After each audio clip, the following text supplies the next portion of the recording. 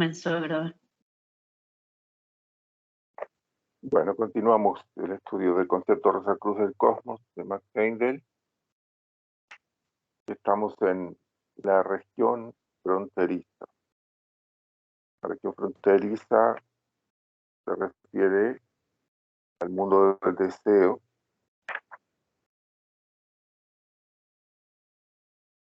La sustancia del mundo del deseo no tiene una división marcada desde el punto de vista de la calidad de la sustancia, como si lo tiene el mundo físico, que se divide en región química y región etérica, y el mundo del pensamiento, que se divide en región abstracta y región concreta. Pero desde el punto de vista de las condiciones que se van dando allí en distintos niveles, sí tenemos una división que se podría decir una división moral. Y entonces nos dice acerca de la región fronteriza. El purgatorio ocupa las tres regiones inferiores del mundo del deseo. El primer cielo está en las tres regiones superiores. La región central es una especie de zona fronteriza, ni cielo ni infierno.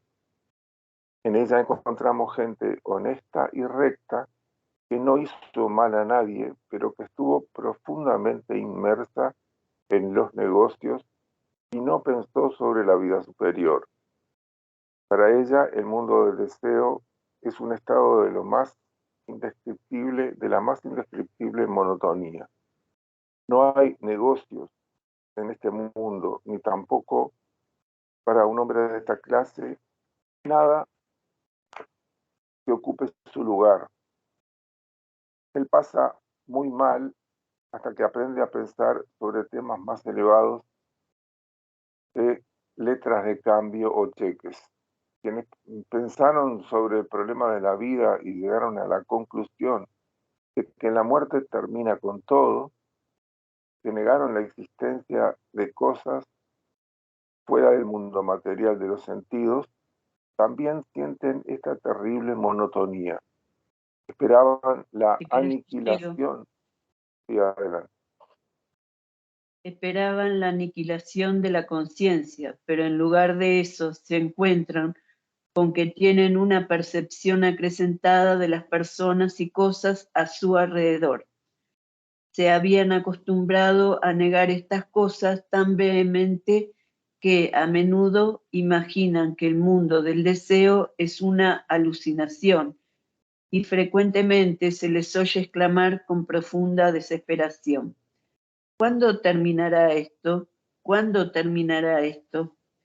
Estas personas están realmente en un estado lamentable. Generalmente están fuera del alcance de cualquier ayuda y sufren mucho más tiempo que casi todas las demás. Por otra parte, tienen poca vida en el mundo celeste, donde se enseña la construcción de cuerpos para su uso futuro. Así que ponen todos sus pensamientos cristalizados en el cuerpo que construyen para una vida futura. Y así crean cuerpos que tienen las tendencias endurecedoras que vemos, por ejemplo, en la tuberculosis. Algunas veces el sufrimiento inherente a tales cuerpos decrépitos torna los pensamientos de las entidades que los animan hacia Dios y pueden proseguir su evolución. Pero en la mente materialista yace el mayor peligro de perder contacto con el espíritu y convertirse en un paria. Yo leo acá. Sí. Yo tengo el micrófono. Ah, sí, se le apagó el micrófono, Adriana. Por lo tanto, los hermanos mayores han estado seriamente preocupados en el último siglo con respecto al destino del mundo occidental, y si no hubiera sido por su especial acción benéfica, habríamos tenido un cataclismo social comparada con el cual la Revolución Francesa sería un juego de niños. El clarividente entrenado puede ver cuán estrechamente ha escapado la humanidad de desastres de una naturaleza tan devastadora que los continentes habrían sido barridos por el mar.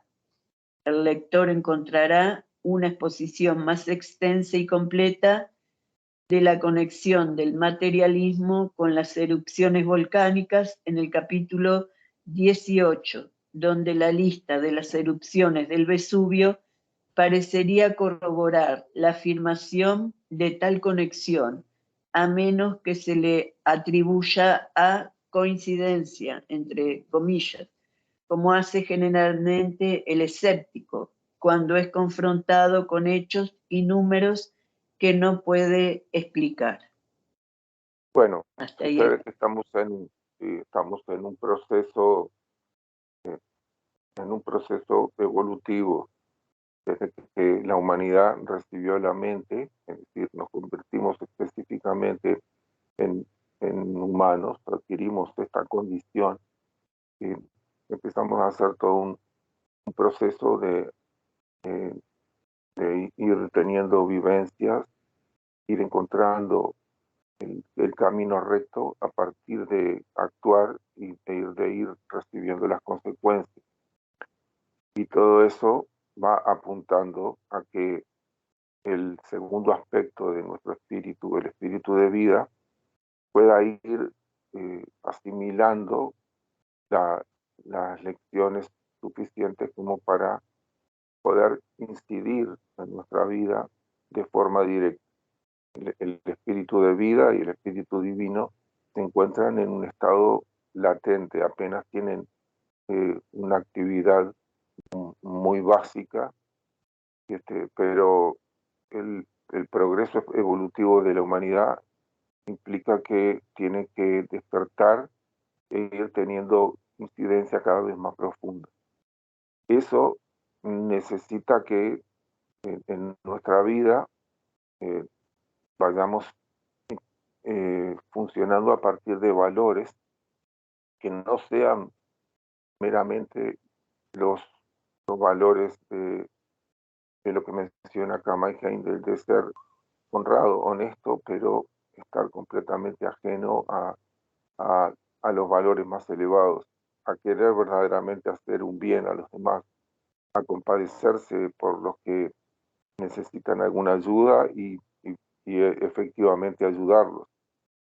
Esa gente que cumple con todas las leyes, paga sus impuestos, pero que no tiene ningún interés en hacer el bien a otros, sencillamente se dedica a la vida como una cosa automática y no le hacen mal a nadie, pero tampoco le hacen bien a nadie.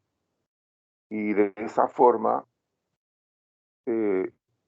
viven la vida como nos dice el Apocalipsis, son los tibios, no están compenetrándose con los asuntos de la vida. Vivir en el mundo físico es un asunto muy serio, hay desafíos muy profundos que necesitan ser abordados con la profundidad del caso. Y esta gente vive en un nivel de superficialidad que hace que después de morir, quizás no tengan el tiempo de pasaje del purgatorio que tienen otra gente que comete errores profundos, pero tampoco se le genera la conciencia que se le genera a esta gente que comete errores profundos, y que es un recurso fundamental como para poder hacer una transformación de la energía en la siguiente vida. Esta gente que pasa rápidamente a la región fronteriza y está ahí, se podría decir, pasando el tiempo sin padecer por el mal que hayan hecho, pero tampoco incrementando la virtud por la alegría de haber hecho el bien. Y entonces su pasaje al segundo cielo, que es lo que sigue después de del primer cielo en el mundo del deseo, se pasa al segundo cielo, que es en el mundo del pensamiento, y allí su mente se ve muy limitada para todas las actividades que se tienen que desplegar allí.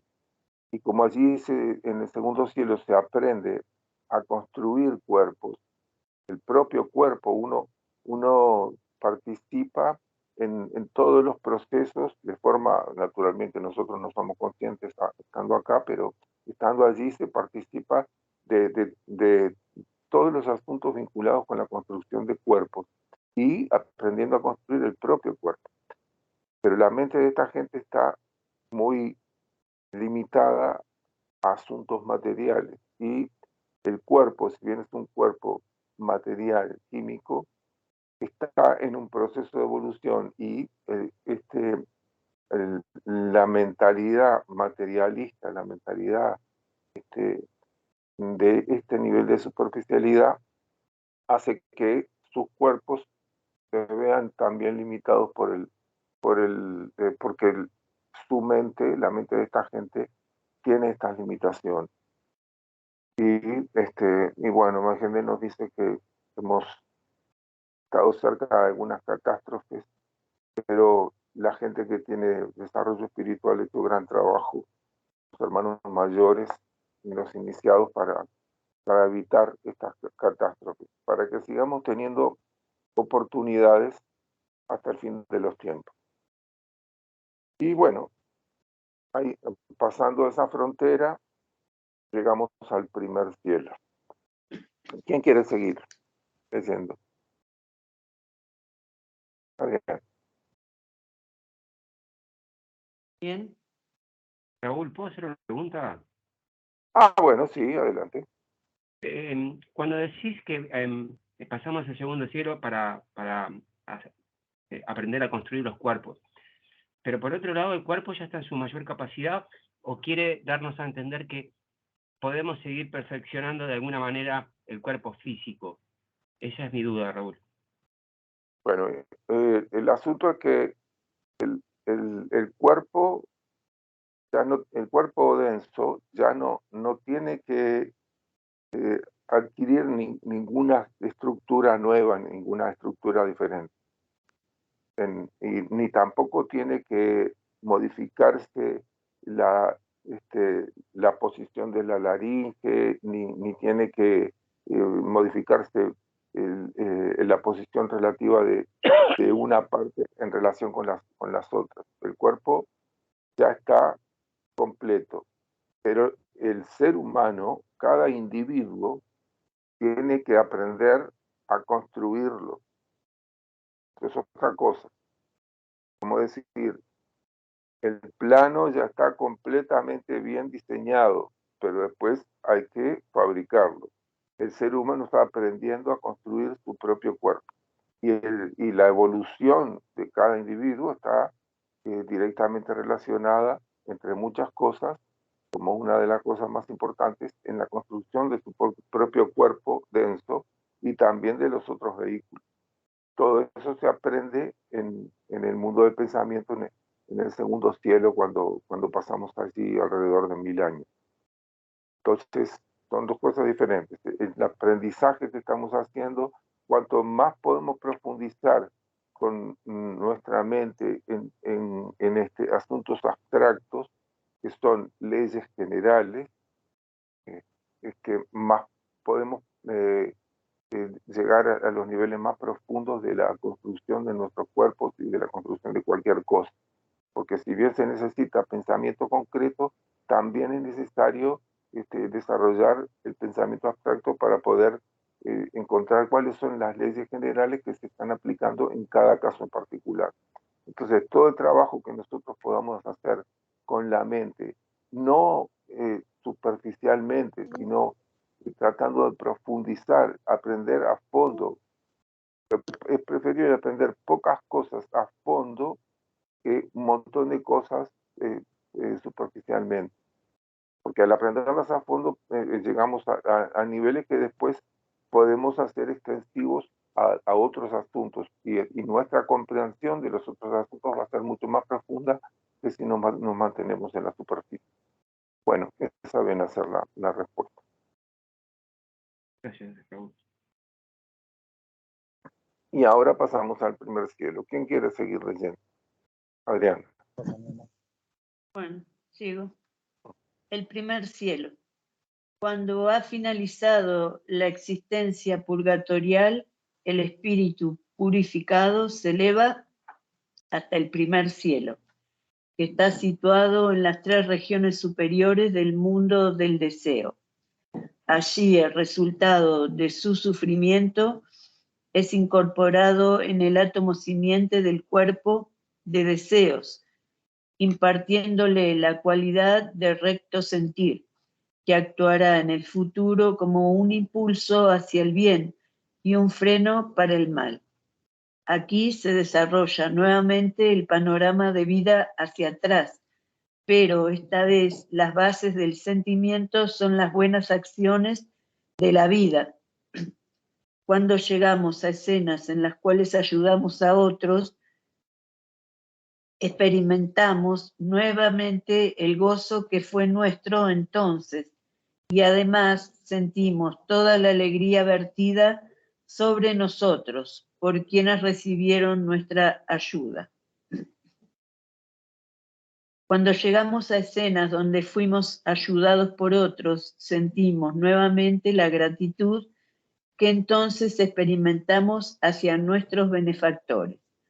De este modo vemos la importancia de apreciar los favores recibidos, pues la gratitud da lugar al crecimiento anímico.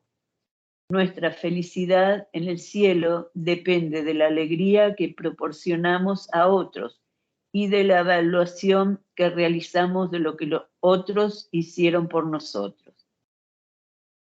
Debe tenerse siempre presente que el poder de dar no es conferido en especial al hombre adinerado.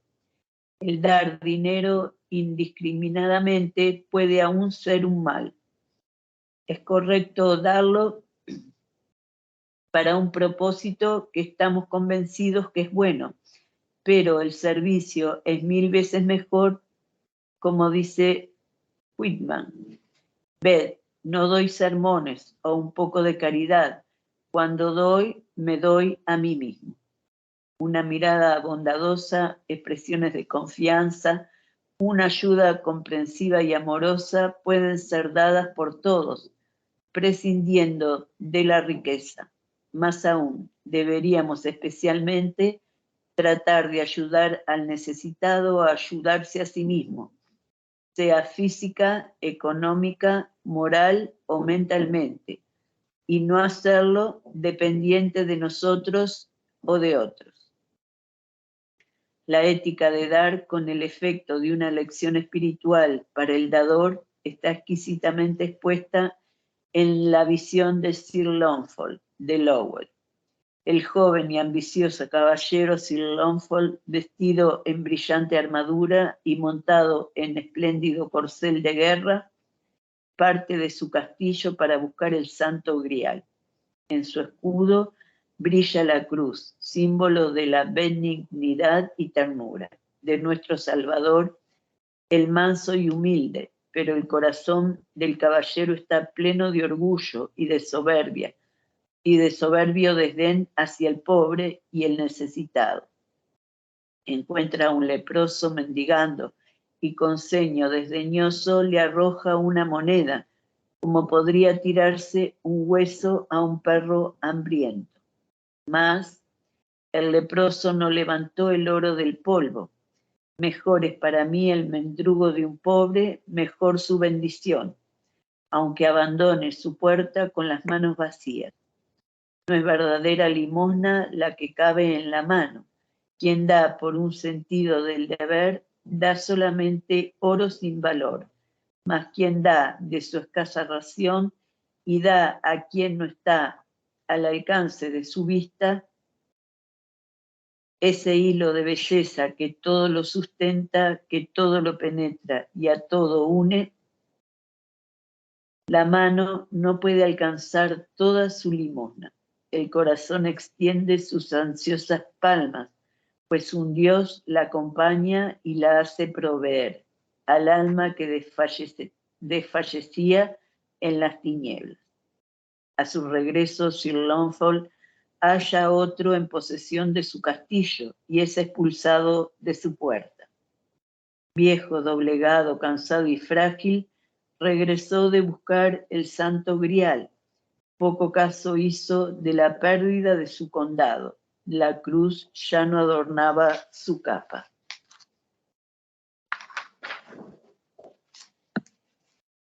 Mas en lo profundo de su corazón llevaba el signo, la divisa del sufriente y del pobre. Nuevamente encuentra al leproso, quien le vuelve a pedir limosna. Esta vez el caballero responde de forma diferente. Y Sir Launfal dijo: veo en ti una imagen de aquel que murió en el madero. Tú también has tenido tu corona de espinas, has sufrido los golpes y escarnios del mundo, y a tu vida no fueron negadas las heridas en manos, pies y costados. Dulce Hijo de María, reconóceme, mira, a través de él te doy a ti.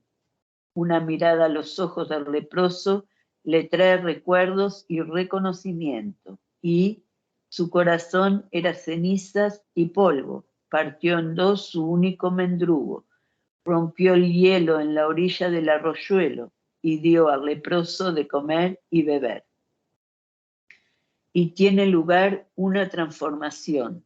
El leproso ya no estaba acurrucado a su lado, sino frente a él, glorificado. Y la voz, que era más queda que el silencio, dijo: mira, soy yo, no temas. En muchas tierras has agotado tu vida en vano, buscando el santo grial. Ve, está aquí, esta copa que has llenado en el arroyuelo para mí, este mendrugo es mi cuerpo partido para ti. Esta agua, la sangre que derramé en el madero. La Santa Cena se realiza ciertamente en lo que compartimos con la necesidad de otro, no en lo que damos, sino en lo que compartimos, porque la dádiva sin el dador es estéril.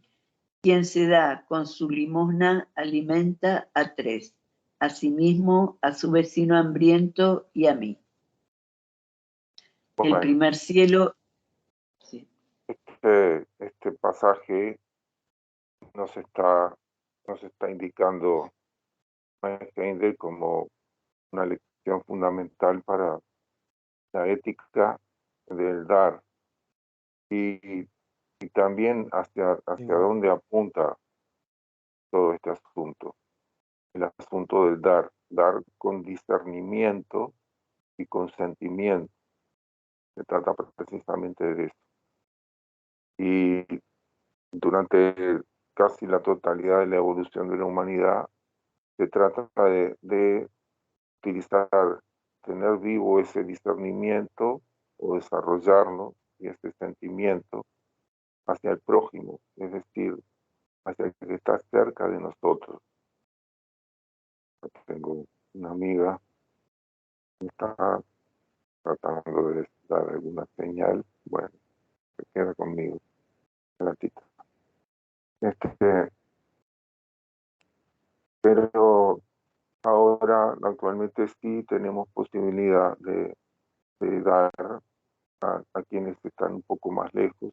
Hay medios tecnológicos, pero también es necesario utilizar el discernimiento. Siempre es conveniente averiguar bien a quién le damos, porque a veces la necesidad de dar no se compadece con el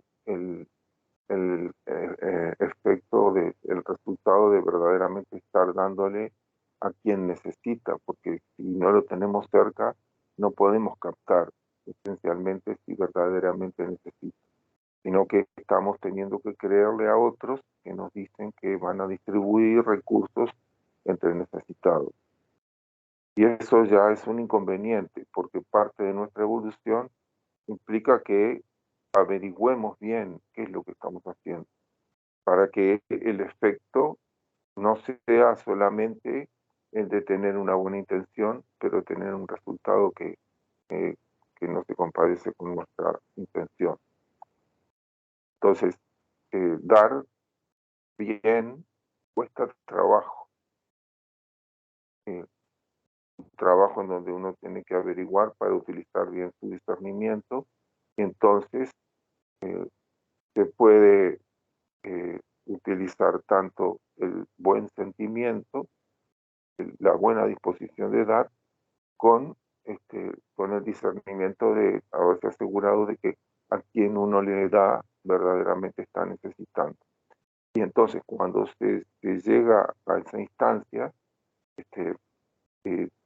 y si verdaderamente se profundiza en el sentimiento, a veces uno puede meditar sobre las necesidades humanas, ver cómo hay gente que está pasando verdaderamente mal y que a veces uno está en condiciones de poder dar una ayuda. Entonces, de esa forma, se sigue abriendo el camino de la salvación de la humanidad, porque el discernimiento y el buen sentimiento son principios que están en eh, en el funcionamiento más esencial del espíritu de vida, que es la imagen de Cristo en nosotros. Entonces, hay gente que adolece de falta de buen sentimiento. Esa gente tiene que vivir reveses, dolores, para que eventualmente se le llegue a despertar la solidaridad hacia los que sufren. Y hay otra gente que tiene ese buen sentimiento, pero la tiene que acompasar con el discernimiento que necesita también de la responsabilidad de averiguar.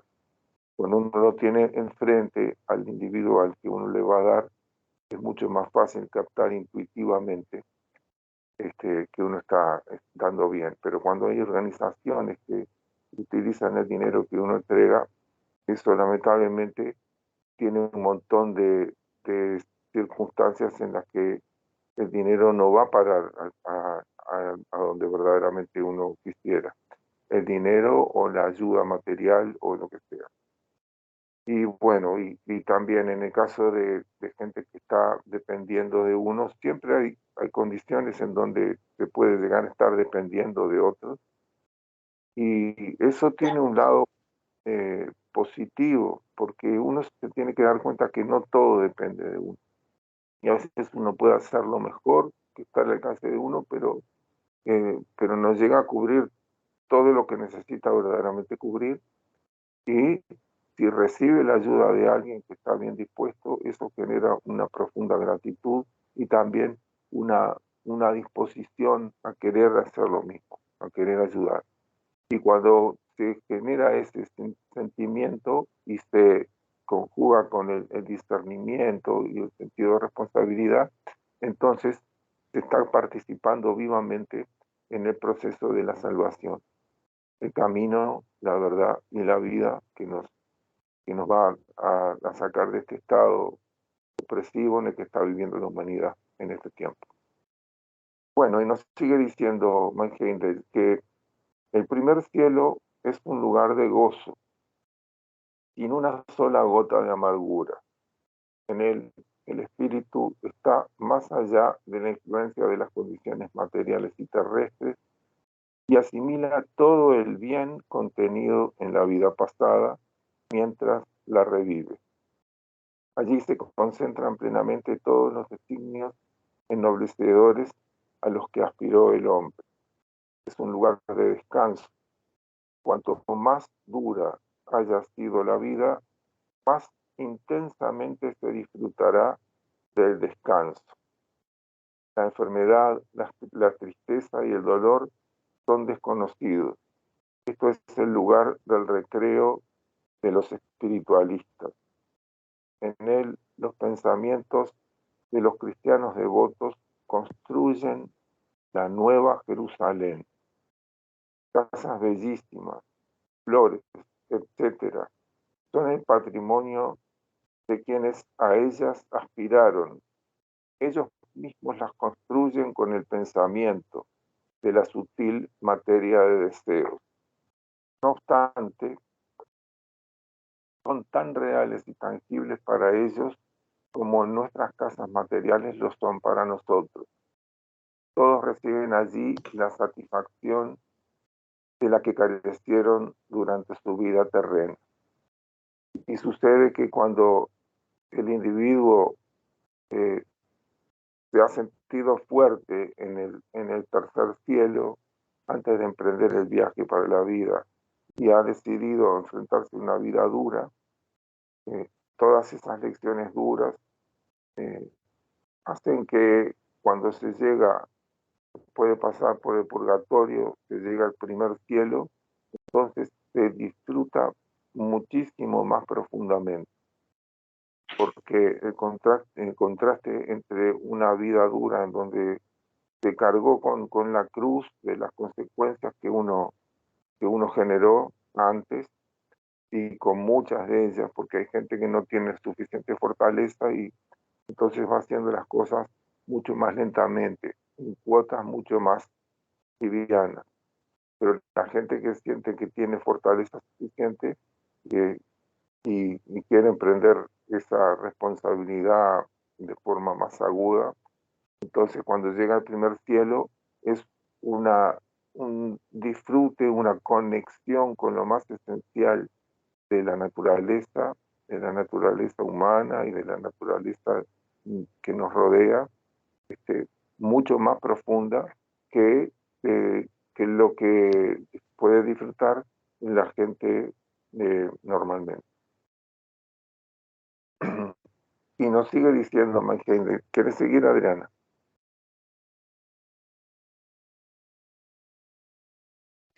Bueno, quedaste en hay una clase. Exacto, ahí. Hay una clase allí que lleva una vida especialmente bella, los niños. Si pudiéramos verlos, pronto cesaría nuestro dolor. Cuando un niño muere antes del nacimiento de su cuerpo de deseos, lo que tiene lugar alrededor de los 14 años no va más allá del primer cielo, pues no es responsable de sus acciones. Así como el niño aún no ha nacido, no es responsable del dolor que causa a su madre al girar y retorcerse en su matriz. Por lo tanto, no tiene existencia purgatorial. Lo que no ha sido vivificado no puede morir.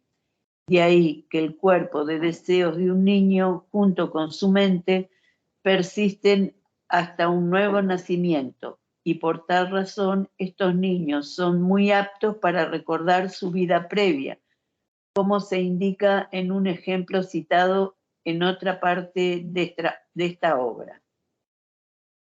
Para estos niños, el primer cielo es un lugar de espera donde viven entre 1 y 20 años, hasta que se les ofrece la oportunidad de un nuevo nacimiento. Sin embargo, es más que un simple lugar de espera, pues durante ese intervalo se hace mucho progreso. Cuando un niño muere, hay siempre un familiar esperándolo, o en su defecto, gente a la cual le agradaba cuidar maternalmente a los niños en su vida terrena, que haya deleite en atender al pequeño solitario. La extrema plasticidad de la materia de deseo facilita el formar los más exquisitos juguetes vivientes para los niños, y su vida es un bello juego. Sin embargo, no se descuida su instrucción. Se les reúne en clases de acuerdo a su temperamento, sin tener en cuenta su edad. En el mundo del deseo es fácil dar lecciones prácticas sobre la influencia del bien y de las pasiones malsanas Hátelo tú. Tú lo usas más que yo. en la conducta y la felicidad. Estas lecciones son impresas indeleblemente en el cuerpo de deseo sensitivo y emocional del niño y permanecen en él luego del renacimiento, de forma que muchos que viven una vida noble deben esto en parte a haber sido entrenados así. Cuando nace un espíritu débil, con frecuencia los seres compasivos, los guías invisibles de nuestra evolución, lo hacen morir a edad temprana para que pueda tener este entrenamiento extra, preparándolo así para lo que puede ser quizás una vida dura. Este parece ser el caso, especialmente cuando la impresión en el cuerpo de deseos fue débil debido a haber sido turbado un moribundo por los lamentos de sus familiares o por haber encontrado la muerte por accidente o en el campo de batalla. En estas circunstancias, él no experimentó la intensidad del sufrimiento apropiada en su existencia post-mortem. Por lo tanto, cuando nace y muere a temprana edad, esa pérdida es compensada como se indicó. Con frecuencia, el deber de cuidar a estos niños recae sobre aquellos que fueron la causa de esta anomalía. Así se les da oportunidad de compensar la falta y de aprender a actuar mejor. O quizás serán los padres de aquel a quienes hicieron daño y lo cuidarán durante los pocos años que viva. Entonces, no importa que se lamenten histéricamente ante su muerte, pues en el cuerpo vital del niño no habrá imágenes de importancia. Bueno, Este tenemos cielo, que darnos sí, cuenta que esto no es una decisión arbitraria de los ángeles del destino, sino que se trata de que cuando no se pudo asimilar eh, ni, ni el sufrimiento de la vida pasada, ni las virtudes, porque tenemos que darnos cuenta que el sufrimiento es imprescindible para que se genere la conciencia que resulta después de haber pasado por el purgatorio, se genera una disposición a no volver a caer nunca más en esa clase de errores. Y, y lo mismo la alegría que se vive en el primer cielo genera una disposición a seguir profundizando en lo que generó esa alegría. Y si ese sufrimiento y esa alegría quedan desdibujados por alguna participación de alguna gente que por negligencia alguien produce un accidente o se genera una guerra y los que produjeron esa guerra son responsables de que se pierdan vidas de gente joven y de gente que está en la plenitud de la vida, o hay infinidad de posibilidades en que hay gente que es responsable para que no se asimile el resultado de la vida, ni del sufrimiento que genera conciencia, ni de las buenas obras que generan virtud. Entonces, cuando esta gente llega al tercer cielo, no ha cosechado lo que tenía que cosechar y ellos mismos participan también, junto con los ángeles del destino, en la decisión de que cuando vuelvan van a morir siendo niños para poder aprovechar una estancia en el mundo del deseo, asimilando las lecciones que tenían que haber sido asimiladas por la vida normal. Y lo que nos dice Maigéner es que los padres, la gente que tiene que sufrir la pérdida de su hijo, o mismo también pueden ser parientes muy cercanos que sufren la pérdida del niño, es gente que ha sido responsable, ha participado en la vida anterior responsablemente de haber hecho ese daño, de haber impedido la asimilación del el fruto espiritual de la vida que acaba de terminar. Entonces, no se producen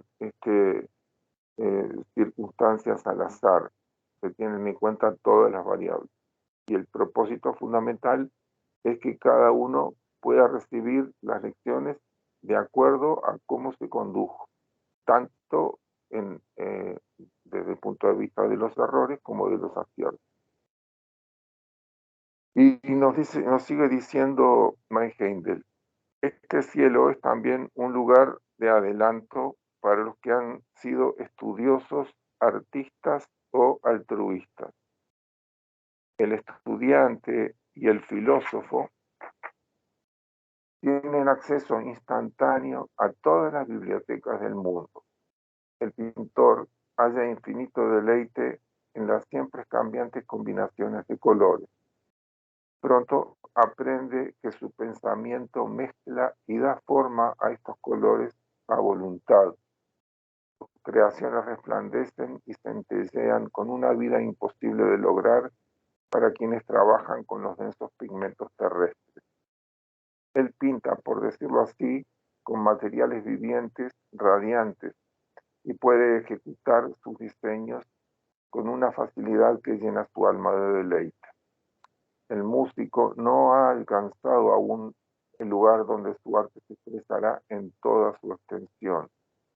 El mundo físico es el mundo de las formas, el mundo del deseo, donde está el purgatorio, y el primer cielo es particularmente el mundo del color.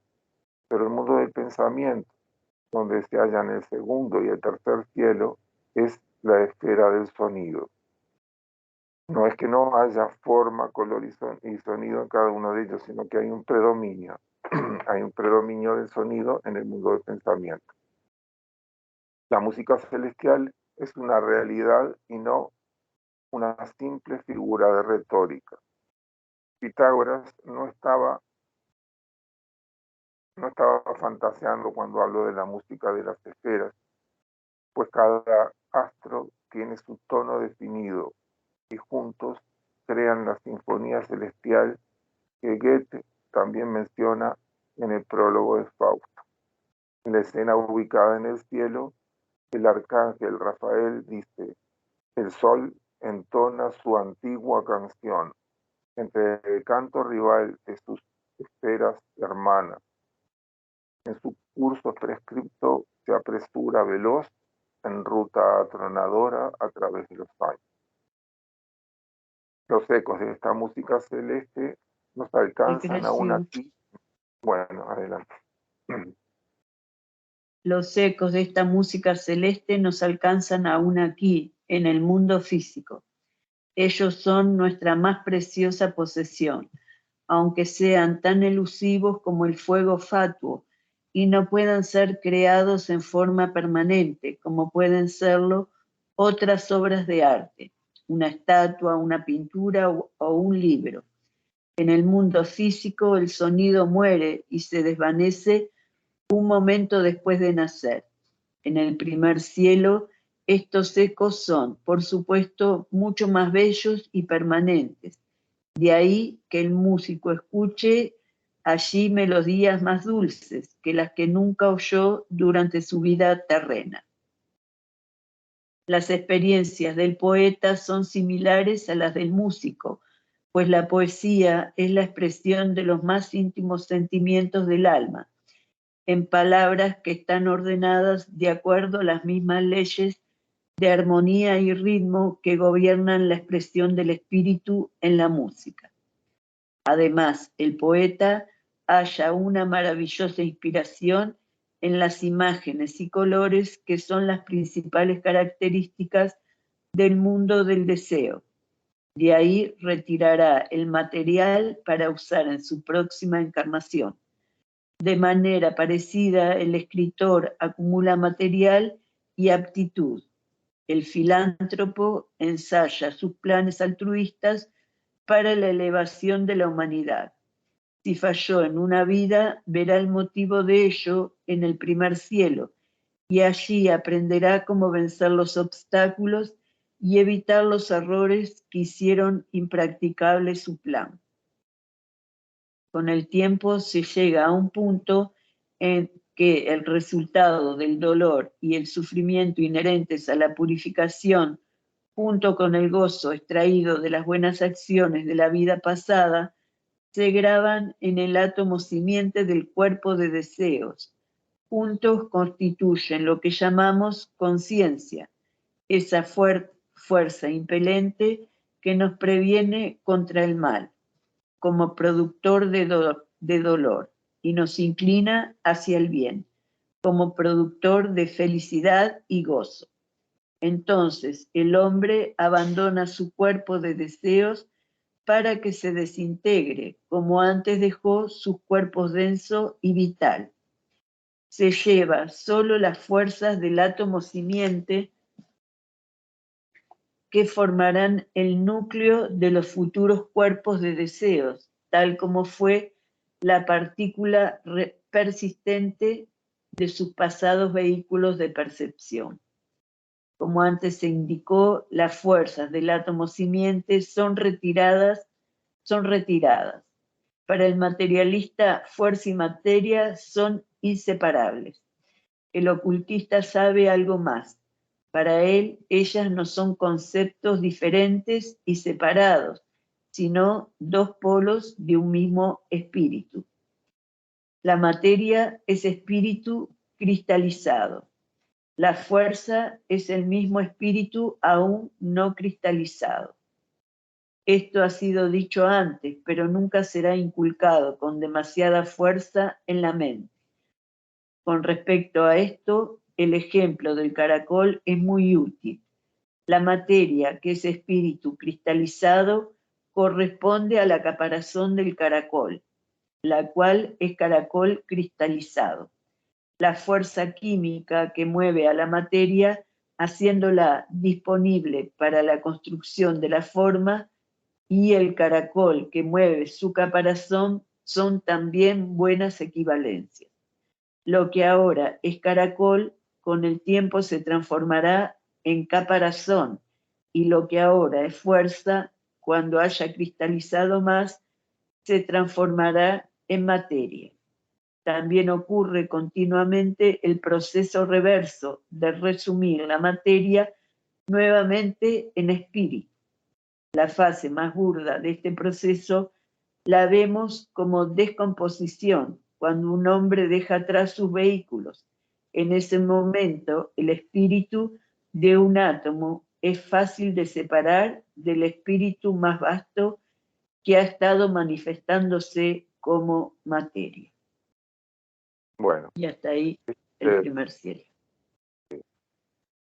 Vamos a ingresar en el segundo cielo, que es en donde se pasa la mayor parte del tiempo el humano aprendiendo a construir su propio cuerpo y a permitir, a generar los seres humanos muertos son fuerzas que obran a través de los éteres y permiten la vida de los cuerpos densos, de todo lo que tiene cuerpo vital. Parece una cosa extraña de decir, pero se podría decir de una forma un poco más comprensible que aquellos que murieron y están viviendo en el segundo cielo generan las fuerzas que actúan a través de los éteres. Nosotros hemos visto que el éter químico es el medio por el cual actúan fuerzas que proceden del mundo del pensamiento y que permiten la asimilación y la excreción en el polo positivo y en el polo negativo de este éter químico de los alimentos.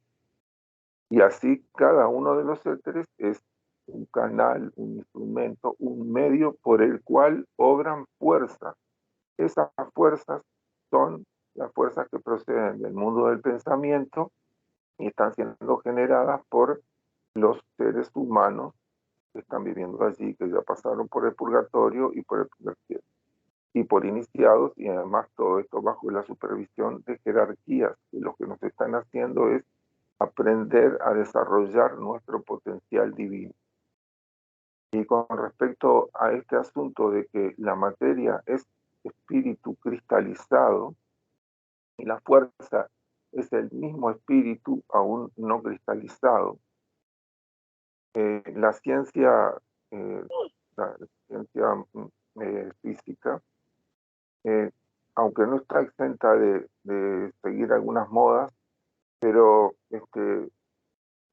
tiene muchas menos posibilidades la moda. Antes se hablaba mucho de la fuerza, después se pasó a hablar de la energía, lo mismo que el concepto de la física que se tiene de trabajo. Precisamente el trabajo es fuerza y desplazamiento. Porque estamos hablando de para que algo tenga vida, tiene que estar en movimiento. Y tiene que haber fuerza que esté incidiendo. Y esta fuerza que produce movimiento es exactamente espíritu que todavía no ha sido cristalizado.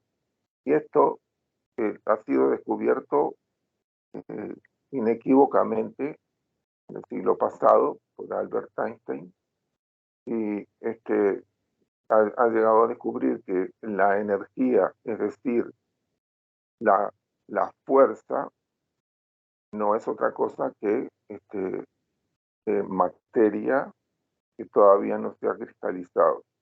No lo dice de esta manera, pero al hacer el análisis dimensional, el análisis de las unidades que rigen en cada uno de estos conceptos, se llega a que son equivalentes. La materia, la masa, es equivalente a la energía.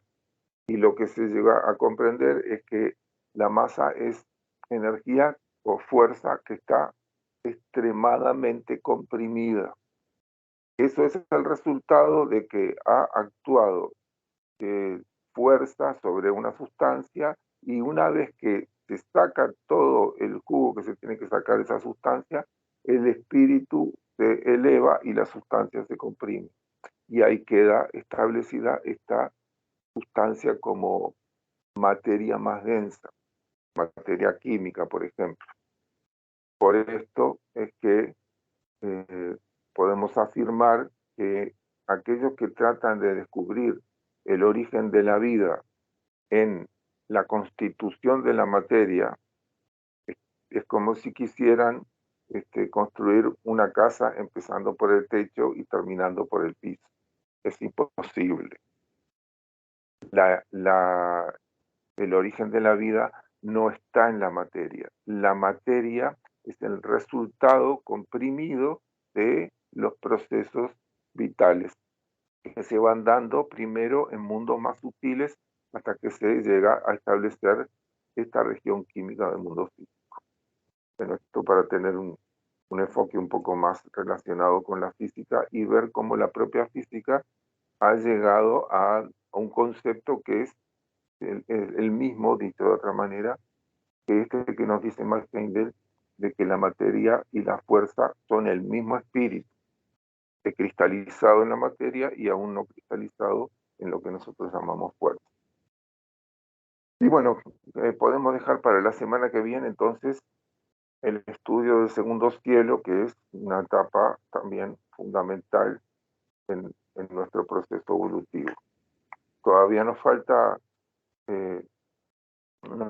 desarrollar un potencial divino más profundo que lo que desarrollamos ahí en el segundo cielo, que está en la región concreta del mundo del pensamiento, pero tenemos que tener en cuenta que Heindel nos dice que en los tiempos de Cristo muy poca gente llegaba a este nivel del segundo cielo y pasaba muy poquito tiempo. La mayor parte del tiempo posterior a la muerte de la gente en los tiempos de Cristo pasaba en el purgatorio o en la región fronteriza. Y nosotros tenemos que ver que en estos 2000 años que han pasado desde la venida de Cristo, ya estamos llegando al tercer cielo y hay gente que llega a niveles superiores, que son los iniciados. Según cómo en la vida nosotros podamos compenetrarnos de los valores más elevados y vivir honrándolos, es que vamos entonces, después de morir, a acceder a niveles más profundos que nos van a estimular para poder seguir desplegando mayor potencial divino en todo este proceso.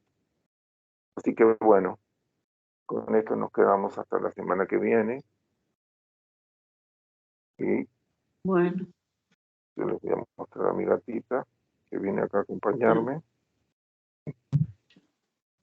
No sé qué aprenderá de todo esto, o si es que ella me está dando una señal, lección fundamental de vida sin errónea. Entonces, quedamos así.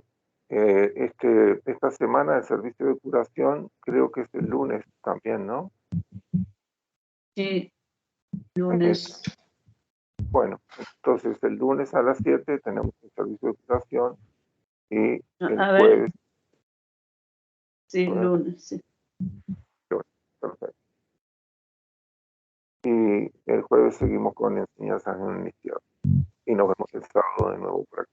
Bueno, placer. Bueno, muchas gracias.